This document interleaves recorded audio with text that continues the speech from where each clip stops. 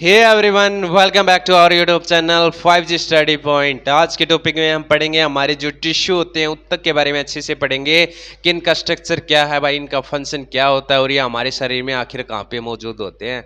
एक एक जो डिटेल है वो आपके समक्ष प्रस्तुत कर दी जाएगी।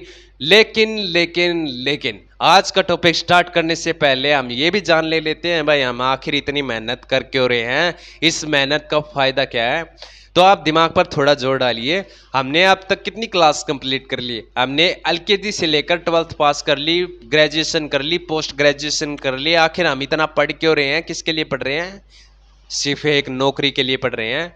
हमने इसमें हमारी जो पूरी जो जवानी को दाव पे लगा दिया, किसके लिए? सिर्फ एक नौकरी के लिए। अब भी विजय हुए बिना भाई वापस लौट जाएं तो धिक्कार है हमें हमारी जिंदगी पे। अगर इस फील्ड में हम कूद ही गए हैं तो भाई कुछ ना कुछ वापस हासिल करके ये जाएंगे भाई। तो इसी के साथ हमारी जो है आज की क्लास स्टार्ट करते हैं। हम लेंगे एक छोटा हर रिवीजन। आखिर हमने पिछले टॉपिक में क्या कुछ कंप्लीट कर लिया, एक छोटा रिवीजन हो जाए भाई। पिछली वीडियो में मैंने आपको अच्छे से बताया था ग्लैंड्स के बारे में, ग्रंथि के बारे में बताया था कि जो ग्रंथि होती है उसका काम क्या होता है। ग्रंथि का काम ये होता है आपके जो हार्मोन हो गए, आपके एंजाइम होते हैं, उनको स्टोर करने का काम होता है।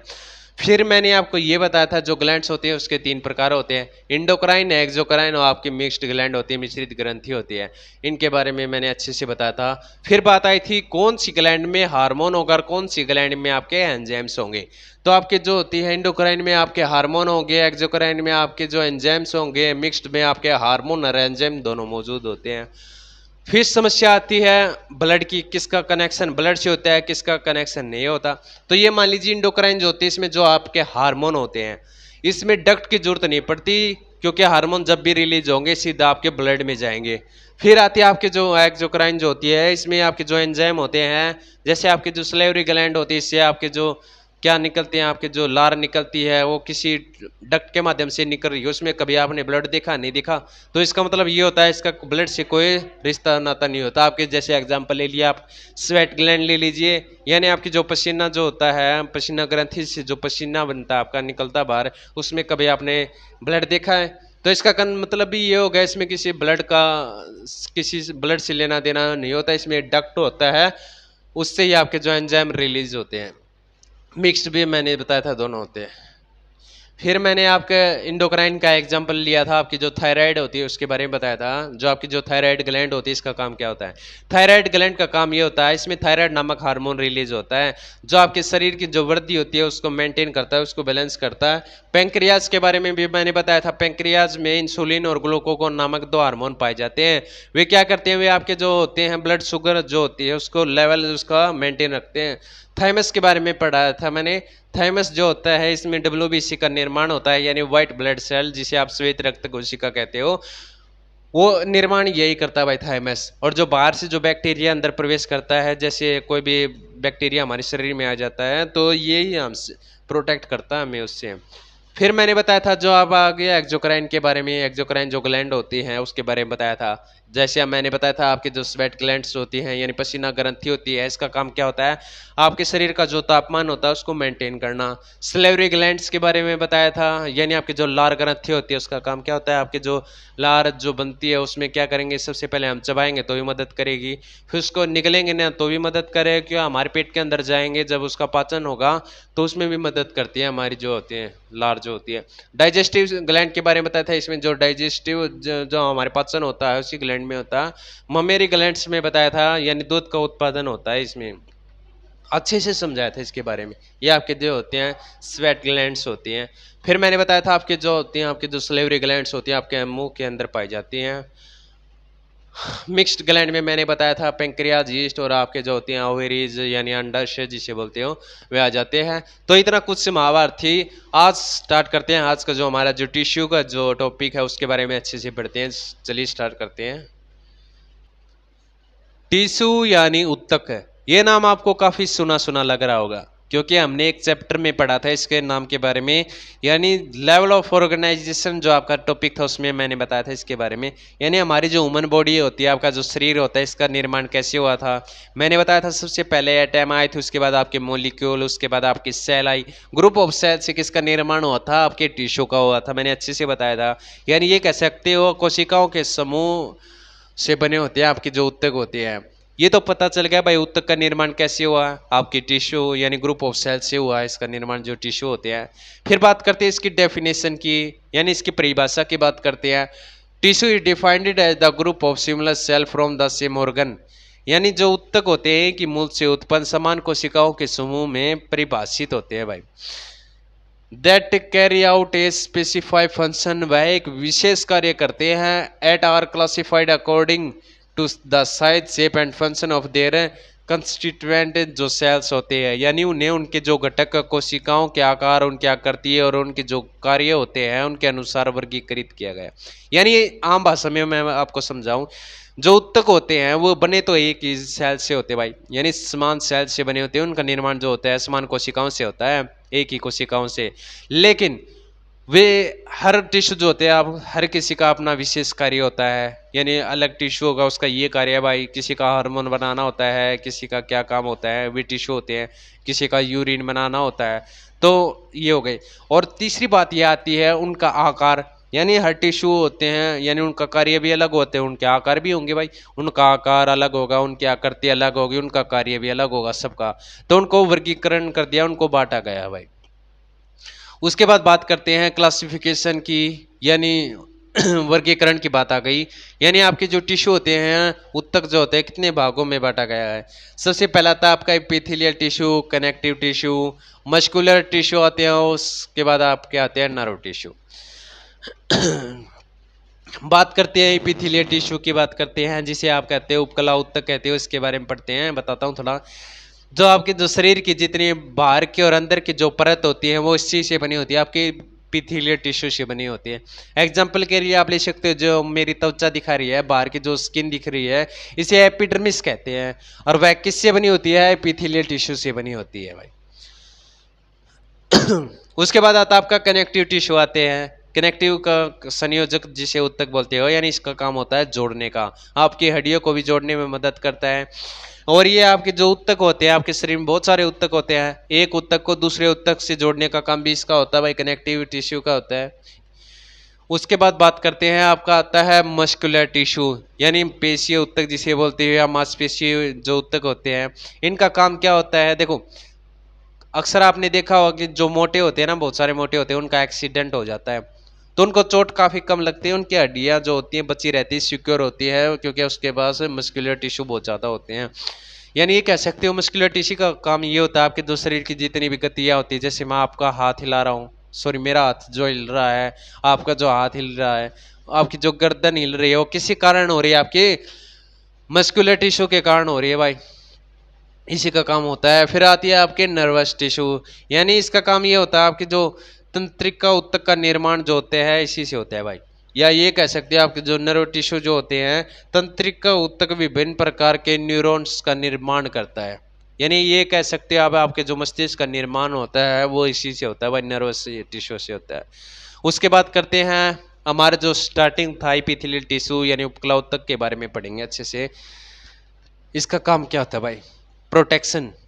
प्रोटेक्शन कैसे करता है भाई, प्रोटेक्शन ऐसे करता है, आपकी जो स्किन हो गई, स्किन की जो लेयर है वो अंदर बैक्टीरिया जाने से हमारी कैसी मदद कर रही है, जो लेयर होगी ने प्रोटेक्शन कर रही है। जो ये आपका जो होता है एपिडर्मिस जो होता है वो बैक्टीरिया को अंदर जाने से रोकता है, ये काम हो गया। दूसरा काम ये होता है आपके जो भीतर के जो ऑर्गन हो गए, आपके जितने भी ऑर्गन होते हैं उसको प्रोटेक्ट कर रही है, बचा रही है। फिर काम होगा आपकी ये मसल्स जो होती है, मांसपेशियां जो होती है वो भी सिक्योर हो रही है भाई, तो कर रहा है ना आपका जो प्रोटेक्शन का काम कर रहा है आपका एपिथेलियल टिश्यू होता है। अब बात आती है एब्जॉर्प्शन, अवशोषण। अवशोषण के बारे में मैंने बताया था, कोई चीज मान ले कोई वस्तु है किसी अन्य वस्तु को अपने अंदर समा लेती है, ग्रहण कर लेती है, उसे कहते हैं अवशोषण। अवशोषण में कैसे मदद करती है, अवशोषण में मदद ये करती है कि जो आपके जो फेफड़े होते हैं, जैसे फेफड़े आपके जो अंदर जाएगी ऑक्सीजन जाती है ना, उसको अवशोषण कर रहे हैं उसका भी। और दूसरी बात होती है हम जो भोजन ग्रहण करते हैं, जो हमारी जो आंत के अंदर की जो लेयर होती है वो इसी से बनी होती है, एपिथेलियल जो लेयर होती है वो क्या करती है, आपके जो भोजन के जो पोषक तत्व होते हैं उनको अपने अंदर लेती है और जिससे हमारे शरीर में पहुंचा देती है भाई। फिल्ट्रेशन का काम भी होता है, यानी आपके जो गुर्दे के जो टिश्यू होते हैं वो आपके जो कैसे आपके जो ब्लड को छानती है भाई, रक्त को छानने का काम किसका काम होता है? आपके एपिथेलियल टिश्यू का होता है। एपिथेलियल जो टिश्यू होते हैं आपके जो गुर्दे यानी आप किडनी के अंदर भी मौजूद होते हैं भाई। सिक्रेशन की बात की जाए यानी स्त्राव की बात की जाए तो ये आपकी जो थायराइड होती है ये भी किससे बनी होती है? आपके एपिथेलियल टिश्यू से बनी होती है। यानी ये समझ लो आपके जो हार्मोन्स होंगे, आपके जो एंजाइम्स होंगे, उसका स्त्राव यही करता है भाई। तो ये होगी। सेंसरी रिसेप्शन की बात की जाए, सेंसर यानी आपकी जो होती है टेस्ट बर्ड्स होती हैं, यानी जो स्वाद कलिकाएं जो होती है कैसे आपके स्वाद को अनुभव करती है, आपका सुनने के जो ईयर रिसेप्टर्स जो होते हैं सुनने का काम कर रहे हैं। तो वे सारा जो प्रोसेस होता है एपिथेलियल टिश्यू में, ये प्रोटेक्शन, आपके जो एब्जॉर्प्शन, फिल्ट्रेशन और सिक्रेशन, ये सेंसरी रिसेप्शन जो होते हैं ये काम करता है भाई। एपिथेलियल टिश्यू की जो डेफिनेशन है यानी उपकला उत्तक की परिभाषा भी पढ़ लेते हैं, इतना पढ़ लिया भाई। Same structure and same functional group of cell is called epithelial tissue, यानी एक समान आकार और एक समान कार्य करने वाली कोशिकाओं के जो समूह होते हैं उनको उपकला उत्तक कहा जाता है भाई। उसके बाद क्या कह रहा है, इसका क्लास एपिथेलियल टिश्यू जो होते हैं इसका क्लासिफिकेशन कर दिया गया यानी वर्गीकरण किया गया है। देखते हैं कितने भागों में किया गया। पहला तो आता है आपका सिंपल एपिथेलियम टिश्यू आते हैं, उसके बाद स्ट्रेटिफाइड एपिथेलियम टिश्यू आते हैं। एक थोड़ा रिवीजन लेते हैं पीछे हमने। देखो मैंने बताया था आपको हमारे जो शरीर में टिश्यू होते हैं वे 4 टाइप्स के होते हैं। यानी पहला तो आपका आता है एपिथेलियम टिश्यू आता है, कनेक्टिव टिश्यू आ गया, मस्कुलर टिश्यू आता है और आपका नर्व टिश्यू आता है। एपिथेलियल टिश्यू आते हैं, इसकी भी देखो इसको भी क्लासिफिकेशन कर दिया गया सिंपल एपिथेलियम टिश्यू में और स्ट्रेटिफाइड एपिथेलियम टिश्यू में कर दिया गया। सिंपल एपिथेलियम टिश्यू के यानी आपके जो सरल उपकला जो उत्तक होते हैं इसके बारे में अच्छे से पढ़ते हैं। क्या कह रहा है, simple epithelium is made up of a single layer of cell, यानी जो आपके जो होते हैं सरल जो उपकला जो होती है वो एक कोशिकाओं की एक सिंगल लेयर से बनी होती है, which lie on a basal lamina, और वे कहाँ पे होती हैं? आधार पटल पर स्थित होती हैं। उसके बाद it is a present on A absorptive and secretary surface of the body, जो शरीर होता है शरीर के जो सरफेस होता है देखो जहाँ पे आपके अवशोषण होता है, आपका जो स्त्राव होता है उस सतह पर, and at sites of exchange of substances, यानी जहाँ पदार्थों का आदान प्रदान होता है उन स्थानों पे प्रेजेंट होते हैं। क्या होती है? आपके सिंपल एपिथेलियम टिश्यू जो होते हैं मौजूद होते हैं। यानी ये मान के चलो आप है जहाँ पे उनका अवशोषण होगा, स्त्रावण होगा और पदार्थों का जहाँ आदान प्रदान होता है ना, वहाँ पे आपके जो काम क्या मिलेंगे? आपके सिंपल एपिथेलियम टिश्यू मौजूद होते हैं। It is further divided into squamous, cuboidal and columnar epithelium on the basis of the shape of cells, यानी कोशिकाओं के आकार के आधार पर इसका वर्गीकरण कर दिया भाई, बांट दिया गया। यानी सिंपल एपिथेलियम टिश्यू को भी और बांट दिया गया, किसमें? आपके स्क्वेमस में, क्यूबॉइडल में और आपके कोलमनार एपिथेलियम में। यानी देखो इसका स्ट्रक्चर ये होते हैं भाई, आपके जो सिंपल एपिथेलियम टिश्यू इस टाइप का स्ट्रक्चर ये मिलेगा भाई। सिंपल एपिथेलियम टिश्यू ये होते हैं आपके। सबसे पहला आता आपका स्क्वेमस एपिथेलियम आ गया, उसके बाद क्यूबॉइडल एपिथेलियम आ गए, और ये आपके कोलमनार आते हैं टिश्यू होते हैं। इन भागों में बांट दिया। सिंपल आपके एपिथेलियम टिश्यू को भी बांट दिया गया किसमें? 3 भागों में, स्क्वेमस एपिथेलियम, क्यूबॉइडल एपिथेलियम और कोलमनार एपिथेलियम में जो आपके आते हैं उसमें बांट दिया गया। सिंपल एपिथेलियम टिश्यू में हम पढ़ेंगे स्क्वेमस एपिथेलियम के बारे में, यानी इसके बारे में पढ़ेंगे भाई क्या होता है इसका स्ट्रक्चर इस प्रकार का होता है। इसका थोड़ा और पढ़ लेते हैं इसके बारे में। Squamous epithelium consist of a single layer of flat selling on the basement membrane, यानी आपकी जो आधार झिल्ली होती है उसके ऊपर जो चपटी कोशिकाएं होती हैं उनकी एक सिंगल लेयर होती है, यानी एक सिंगल परत होती है जिसे आप स्क्वेमस एपिथेलियम कहते हो, यानी उपकला कहते हो स्क्वेमस, ये होती है भाई। इन सरफेस व्यू यानी सतही तौर पर देखा जाए, इसकी सतह की तरफ देखा जाए, the cell have polygonal outline, यानी जो होती है आपकी बहुकोणीय रूपरेखा दिखाई देती है, यानी कोशिकाओं की बहुकोणीय रूपरेखा दिखाई देती है। That interlock with those of adjoining cells, और आपके जो समीपवर्ती जो सेल्स होती हैं आपस में इंटरलॉक होती हैं, जुड़ी होती हैं। देखो ये सेल और ये सेल आपस में जुड़ी होती है ना, इंटरलॉक का काम कर रहा है ना। आगे पढ़ते हैं क्या कर रहा है। Outer line look like as polygonal shape, जो होती है बाहर की जो लाइन होती है वो कैसी शेप की होती है? पॉलीगोनल शेप, यानी बहुकोणीय आकार की होती है। And it's nucleus present centrally, जो आपका जो केंद्रक होता है बिल्कुल बीच में होता है। इतना समझ में आया आपको। अब बात करते हैं आपके जो location of squamous epithelium tissue, यानी आपके स्क्वेमस एपिथेलियम टिश्यू की लोकेशन की बात की जाए कहाँ पे मौजूद होते हैं। ये आपके जो आपकी चेस्ट के अंदर जो आपकी जो लंग्स दिखाई दे रहे हैं ना, इसके अंदर एल्वियोली होते हैं भाई आपके। इसी के अंदर आपके जो होते हैं स्क्वेमस एपिथेलियम टिश्यू जो होते हैं मौजूद होते हैं। ये स्ट्रक्चर होता है आपके जो लंग्स के एल्वियोली होते हैं भाई, इसका इसी के अंदर पाए जाते हैं आपके। दूसरी बात आती है आपका जो ये हार्ट दिखाई दे रहा है आपको, हार्ट के अंदर की जो लेयर होती है जिसे आप कहते हो इंडोकार्डियम कहते हो ना, अंदर की जो लेयर होती है उसमें भी आपके स्क्वेमस एपिथेलियम टिश्यू जो होते हैं मौजूद होते हैं।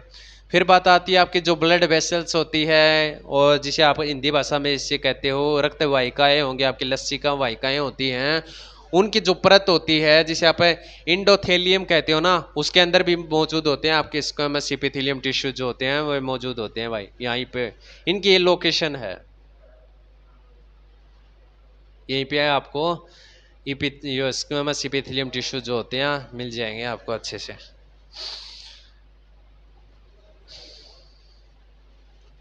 अब बात करते हैं, देखो इनकी लोकेशन मैंने आपको अच्छे से बता दिया कहाँ कहाँ पे मौजूद होते हैं। अब बात की जाए function of squamous epithelium tissue, यानी कार्य पूछ लिया क्या कार्य होते हैं आपके जो, it help in rapid transport of substances, यानी आपके जो पदार्थ होते हैं उनके तीव्र परिवहन में मदद करता है भाई आपका। कौन करता है? स्क्वेमस एपिथेलियम टिश्यू करते हैं। डिफ्यूजिंग ऑफ गैसेज, यानी इसमें क्या होते हैं, ये गैसों का जो होता है इसमें प्रसार होता है भाई। जैसे मान के चलो आपकी जो ऑक्सीजन होगी और कार्बन डाइऑक्साइड बाहर जाती है, गैसों का जो प्रसार हो रहा है ना। फिल्ट्रेशन ऑफ फ्लूइड, और फ्लूइड का जो क्या होगा निष्पदन होगा इसके अंदर। ये किसका सारा काम जो होता है, फंक्शन जो होता है किसका होता है? आपके स्क्वेमस एपिथेलियम टिश्यू का होता है। क्यूबॉइडल एपिथेलियम टिश्यू का नंबर आता है जिसे आप कहते हो घनाकार उपकला ऊतक जो कहते हो, इसके बारे में पढ़ते हैं। जो इसका स्ट्रक्चर कुछ इस प्रकार का दिखाई देगा आपका क्यूबॉइडल एपिथेलियम टिश्यू का। और ये कहाँ पे स्थित होते हैं? आपके बिल्कुल बेसमेंट मेम्ब्रेन पे स्थित होते हैं, ध्यान रखियो। और इनकी जो स्ट्रक्चर कुछ दिखाई दे रहा है क्यूब जैसा दिखाई दे रहा होगा, इसकी लंबाई और चौड़ाई बिल्कुल समान दिखाई दे रही है। अब क्या कह रहे हैं इसके बारे में पढ़ लेते हैं। इन क्यूबॉइडल एपिथेलियम की बात की है, यानी जो घनाकार जो उपकला जो होती है उसके अंदर the height of the cell is about the same as their width, यानी इनकी जो कोशिकाओं की जो हाइट है उनकी जो चौड़ाई के बराबर होती है, यही बता रहा है। मैंने बताया लंबाई चौड़ाई जो होती है आपकी क्यूब की जमा सेम होती है। And the nuclei are usually rounded, जो इनके अंदर जो केंद्रक होता है वो गोल आकृति का दिखाई देगा, ये होता है। फिर बात करते हैं विजुअली आमतौर पर देखने पर the cell appear cuboidal in shape, ये मैंने बता दिया। जो कोशिका की जो आकृति होती है क्यूबॉइडल होती है यानी घनाकार होती है। Win view from the surface, और सतही तौर पर देखने पर नीचे की तरफ देखेंगे तो सरफेस की तरफ the cell are hexagonal in shape, जो कोशिका जो होती है आपको षटकोणीय आकार की दिखाई देंगे। देखो इसके नीचे की तरफ देखने पर, सरफेस की तरफ देखने पर। अब बात करते हैं इसकी लोकेशन की भाई, यानी आपकी जो लोकेशन ऑफ जो आपकी जो होती हैं क्यूबॉइडल एपिथेलियम टिश्यू, यानी कहाँ पे मौजूद होते हैं, इनकी लोकेशन भी कोई ना कोई होगी भाई। हर चीज़ की कोई ना कोई लोकेशन होती है। टिश्यू जो कहाँ है हमारे शरीर में कहीं ना कहीं तो मौजूद होते हैं, तो इसमें कहाँ पे मौजूद होते हैं? एटाइपिकल क्यूबॉइडल एपिथेलियम में be seen in folic of the thyroid gland, जो आपकी थायराइड जो ग्लैंड होती है उसके जो पोर होते हैं उसमें मौजूद होते हैं। In the duct of many glands, जितनी भी आपकी जो ग्रंथियां होती हैं उनके जो डक्ट होते हैं उनमें भी मौजूद होते हैं। And one the surface of the ovary, और मादाओं के अंदर जो ओवेरी होते हैं जिसे आप अंडाशय कहते हैं, उनके जो सरफेस होता है ऊपर की जो परत होती है वहां पे भी आपको मिल जाएंगे क्यूबॉइडल एपिथेलियम टिश्यू मिल जाएंगे। फिर कह रहा दूसरी स्थान बता रहा है inner surface of the lens, यानी लेंस के जो अंदर की तरफ भी मिल जाएंगे pigment cell layer of the retina, जो आपका जो रेटिना जो होता है उसकी जो वर्णक कोशिका की जो परत होती है लेयर होती है वहां पे भी मौजूद होते हैं। दे प्रेजेंट इनसाइड ऑफ किडनी, और ये किडनी जो हमारे जो गुर्दे होते हैं किडनी के अंदर, किडनी और गुर्दे हिंदी में कहते हैं, गुर्दे के अंदर भी आपको मिल जाएंगे जो आपके क्यूबॉइडल एपिथेलियम जो टिश्यू होते हैं वहाँ पे मौजूद होते हैं। दे present in a different gland, यानी भिन्न भिन्न जितनी भी ग्रंथियां होती हैं उसमें भी आपको मिल जाएंगे, ये आपके क्यूबॉइडल एपिथेलियम टिश्यू मिल जाते हैं। अब बात करते हैं इसके फंक्शन की। जो आपका जो फंक्शन जो होता है क्यूबोइडल का जो क्या है इसका फंक्शन के बारे में पढ़ लेते हैं। इट इज मेनली जो आपके जो कंसर्न्ड जो विद सेक्रेटरी एंड एब्जॉर्प्टिव जो फंक्शन होते हैं, यानी इसका मुख्य कार्य क्या होता है, स्त्रावित करना, और जो इसका मान ली अवशोषण और स्त्राव करना इसका मुख्य फंक्शन होता है, इसका कार्य होता है। देखो एग्जाम्पल के तौर पर मैं आपको अच्छे से समझाता हूँ।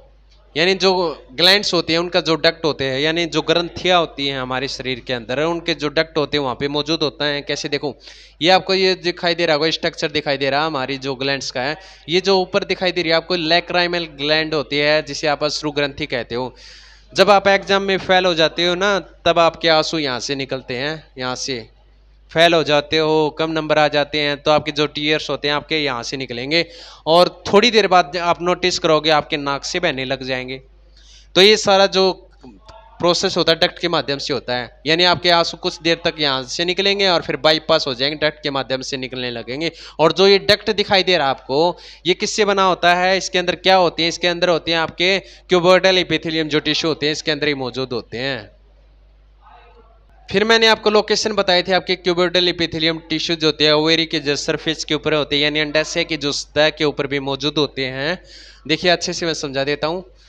ये होता है, देखो मादाओं के अंदर जो होता है ओवेरी यहाँ पे होता है, अंडाशय जो दिखाई दे रहे हैं यहाँ पे होते हैं, और इनके जो सरफेस जो होता है, सरफेस के ऊपर आपको मिल जाएंगे क्यूबोइडल एपिथेलियम जो टिश्यू होते हैं, वे यहाँ पे मिलते हैं आपको। अब नंबर आ गया कोलमनार एपिथेलियम टिश्यू की बात करते हैं, यानी स्तंभाकार उपकला उत्तक की बात की जाए, इसमें क्या कुछ है, इसका स्ट्रक्चर कुछ इस प्रकार का दिखाई देगा। ये भी देखो कहाँ पे स्थित होती है, आपके बेसमेंट मेम्ब्रेन पर ये स्थित होते हैं। इसका स्ट्रक्चर कुछ इस प्रकार का है। अब पढ़ लेते हैं क्या कह रहा है। Cells of the epithelium are much taller as compared to their width है, यानी जो ये उपकला की जो कोशिकाएं होती हैं उनकी जो चौड़ाई होती है उसकी तुलना में इनकी लंबाई जो होती है बहुत ज्यादा होती है, यही बता रहा है। देखो देखो चौड़ाई तो कम है, इसकी लंबाई जो है बहुत ज्यादा है। न्यूक्लियर अलोंगेटेड, यानी जो इसका जो केंद्रक होते हैं वे लंबे होते हैं, and located in the lower half of the cell, और ये कोशिका के जो निचले आधे भाग पर पाए जाते हैं। देखो ये भाग छोड़ के आधे वाला, इसके नीचे के जो आधा भाग है इस पे दिखाई देंगे आपको। All nuclear are placed at the same level in neighbouring cells, जितने भी जो भी सारे न्यूक्लिय होते हैं, यानी सभी केंद्रक जो होते हैं वे पड़ोसी जो कोशिकाएं होती हैं, इसके साथ की जो कोशिकाएं होती हैं उनके जो जो स्तर होता है समान स्तर पर पाई जाते हैं। देखो सभी के इसी भाग पर पाए जाएंगे पड़ोसी जो कोशिकाएं होती हैं। The cells of columnar epithelium are rectangular, जो आपका जो स्तंभाकार उपकला जो होती है कोशिकाएं जो होती हैं वो कैसी होती है, उसका स्ट्रक्चर कुछ आयताकार दिखाई देगा आपको, आयत जैसा रेक्टेंगुलर दिखाई देगा, ये होते हैं भाई। अब बात करते हैं, देखो ये आज जैसा स्ट्रक्चर दिखाई दे रहा है आपको, ये कुछ इस प्रकार दिखाई देगा। अब क्या कर रहा है, somatic columnar tissue producer finger like structure, यानी कभी कभी जो जो उपकलाएं उत्तक जो आपके जो स्तंभाकार जो उत्तक होते हैं इसमें क्या होता है, उत्पादक फिंगर लाइक स्ट्रक्चर यानी आकार दिखाई देता है, which called ciliated columnar epithelium tissue, जिसे आप क्या कहते हो, सिलिएटेड कोलमनार एपिथेलियम टिश्यू कहते हैं उसे। देखो यहाँ पे जो आपके कोलमनार एपिथेलियम टिश्यू के ऊपर फिंगर लाइक स्ट्रक्चर दिख रहा है, इसे कहते हैं सिलिएटेड फिंगर, जो आपके सिलिएटेड जो होते हैं कोलमनार एपिथेलियम टिश्यू कहा जाता है। अब बात करते हैं इसकी लोकेशन की। जो हमने कोलमनार एपिथेलियम जो टिश्यू जो पढ़े हैं वे वास्तव में होते कहाँ हैं, उनकी लोकेशन क्या होती है। The present in outer lining of stomach है, जो अपना जो स्टमक होता है इसकी जो बाहर की जो लेयर होती है वहाँ पे मौजूद होते हैं। The also present upper respiratory जो ट्रैक होता है, ऊपर की साइड जो रेस्पिरेटरी जो ट्रैक होता है यहाँ पे भी मौजूद होते हैं आपके कोलमनार एपिथेलियम टिश्यू। आल्सो ना it is also present in जो आपके फ्लोपिंग ट्यूब होती है, यानी मादाओं के अंदर जो जनन अंग के अंदर एक फ्लोपिंग ट्यूब होती है उसके अंदर भी मौजूद होते हैं। It is also present in intestine, और ये हमारी जो आंत के अंदर भी मौजूद होते हैं। देखो यहाँ पे मौजूद होते हैं हमारी आंत में। अब फंक्शन की बात करते हैं, आपके जो कोलमनार एपिथेलियम जो टिश्यू होते हैं, आपके जो स्तंभाकार उपकला जो उत्तक होते हैं उसका काम क्या होता है। Its main function is that it help to movement of small particles and small food particles, यानी इसका मुख्य कार्य ये होता है जो इसके जो छोटे जो कण होते हैं और जो बड़े जो छोटे जो खाद्य जो कण होते हैं उनको गति प्रदान करता है, गति में हेल्प करते हैं भाई ये। तो आज का टॉपिक आपका इतना ही था। तो आज हमने देख लेते हैं क्या कुछ पढ़ा आज के टॉपिक में, एक छोटा रिवीजन हो जाए। आज का जितना भी हमारा जो टॉपिक हुआ है उसके बारे में थोड़ा पढ़ लेते हैं, रिवीजन ले लेते हैं। आज के टॉपिक में मैंने आपको अच्छे से समझाया था उत्तक के बारे में, इसका क्या स्ट्रक्चर होता है, फंक्शन होता है, सभी बताया था। मैंने इसका क्लासिफिकेशन बताया था, जो आपका जो इसको वर्गीकरण किया गया है, इसको जो आपके जो उत्तक होते हैं, टिश्यू होते हैं, इनको 4 टाइप के होते हैं, 4 भागों में वर्गीकृत किया गया है। देखो पहला तो epithelium tissue, connective tissue, muscular tissue और आपके जो नर्व टिश्यू होते हैं उसके बारे में बताया था। एपिथेलियल टिश्यू बताया था मैंने, जो हमारे जो त्वचा होती है, जिस शरीर के जितने भी जो बाहर के और अंदर की जो परत होती है वो किससे बनी होती है, आपके एपिथेलियल टिश्यू से बनी होती है। फिर मैंने आपको बताया था कनेक्टिव टिश्यू जो होते हैं हमारे जितने शरीर में जितने उत्तक होते हैं उनको जोड़ने का काम किसका होता है, आपके कनेक्टिव टिश्यू का होता है। मस्कुलर टिश्यू की बात की थी, यानी जितने भी मेरे हाथ की जो मूवमेंट हो रही है ना वो किसकी वजह से हो रही है, आपकी मस्कुलर टिश्यू की वजह से हो रही है। नर्वस टिश्यू में मैंने बताया था आपकी जो तंत्रिका जो तंत्र होता है वो बना होता है इससे, आपके जो मस्तिष्क जो होता है उसी से नर्वस टिश्यू से बना होता है। एपिथेलियम टिश्यू मैंने बताया था प्रोटेक्शन का काम करता है, एब्जॉर्प्शन का काम करता है, फिल्ट्रेशन का काम करता है, सिक्रेशन का काम करता है और सेंसरी रिसेप्शन का काम करता है। फिर मैंने एपिथेलियम के टिश्यू के बारे में जो डेफिनेशन दी थी बताया था। फिर मैंने बताया था आपको एपिथेलियम जो टिश्यू होते हैं वे भी 2 टाइप्स के होते हैं, simple epithelium tissue, stratified epithelium tissue होते हैं। फिर बात की थी सिंपल एपिथेलियल टिश्यू की बात की गई थी भाई, इसमें भी मैंने बताया था जो हमारे जो सिंपल एपिथेलियम जो टिश्यू होते हैं वे भी बटे हुए हैं भाई, किसमें, स्क्वेमोस में हो गए, आपके क्यूबोइडल हो गया, आपके कोलमनार एपिथेलियल टिश्यू में बटे हुए हैं। ये भी 3 भागों में बटे हुए हैं आगे जाकर। कौन कौन से, देखो आपका स्क्वेमस हो गया, आपका देखो स्क्वेमस हो गया, आपका क्यूबोइडल हो गया और आपका कोलमनार एपिथेलियल टिश्यू हो गया। फिर मैंने स्क्वेमस एपिथेलियम टिश्यू की बताई थी, इसके बारे में थोड़ा बताया था, इसका स्ट्रक्चर कुछ ऐसा होता है। और फिर मैंने बताया था इसकी लोकेशन के बारे में बताया था, ये कहाँ पे मौजूद होते हैं। ये हमारे जो लंग्स के अंदर जो एल्वी होती है वहाँ पे मौजूद होते हैं, हमारे हार्ट के अंदर की जो लेयर होती है वहाँ पे मौजूद होते हैं और हमारे ब्लड वेसल्स में होते हैं मौजूद होते हैं, या लस्सी कवाइका जो होती है उसमें मौजूद होते हैं। मैंने फंक्शन के बारे में बताया था।